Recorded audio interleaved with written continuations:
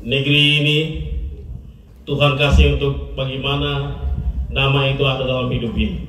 Terima kasih banyak Pak Pastor. Ini yang kita menyuarakan, ini yang saya sudah lihat selama 5 tahun, bahwa kita gagal di negeri ini bukan karena Tuhan, bukan karena pemerintah, tapi keluarga, bapak ibu tidak memastikan anak dalam posisi yang baik. Ini masalah di negeri ini. Masalah ini tanggung jawab kita semua. Kita boleh merayakan Natal dan Tahun Baru, tapi masalah tidak akan selesai kalau tidak ada kata gotong royong, kerja bersama bagaimana untuk keluarga ke keluarga meyakinkan ini bukan persoalan Anda punya uang atau Anda punya jabatan. Jabatan datang dan pergi. Hari ini saya sudah tidak lagi bupati di negeri ini. Ada orang lain yang mengganti. Itulah firman Tuhan. Ada waktu untuk lahir, tapi ada waktu untuk meninggal.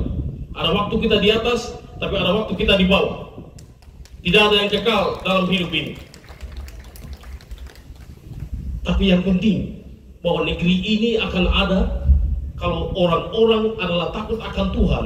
Itu harus datang dari keluarga yang paling dalam, yang dimana Tuhan harus ada dalam kehidupan itu. Ini yang masalah di negeri ini. Kita boleh datangkan guru banyak-banyak, tapi gurunya juga tidak berkarakter, tetap rusak di negeri ini. Ini bukan persoalan sekolah, tapi ini persoalan bagaimana Yesus hadir dan hidup dan lahir dari setiap keluarga, dalam setiap pribadi orang. Percaya saya, jabatan 5 tahun tidak ada yang perlu kita banggakan. Jabatan 10 tahun tidak ada yang perlu kita banggakan.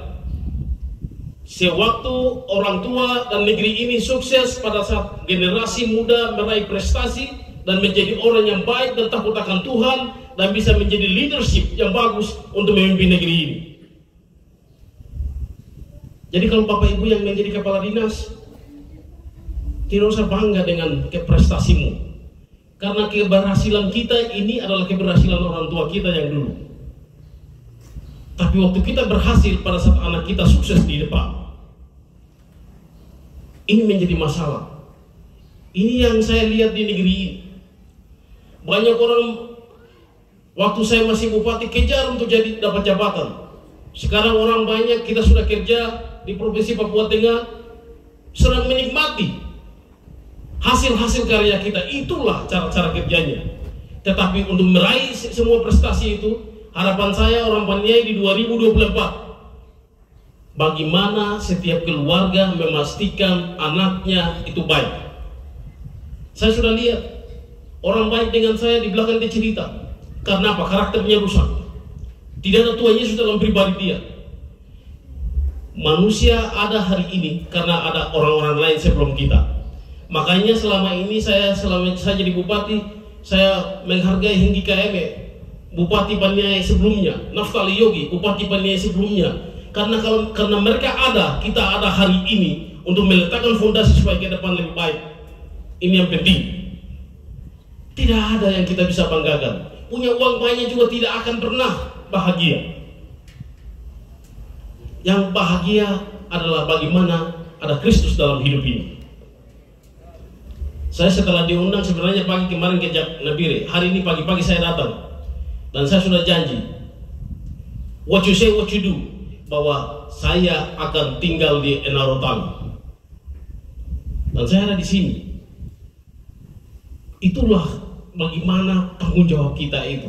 Jadi saya berharap Ibu PJ Bupati dan semua, ini Natal yang baik.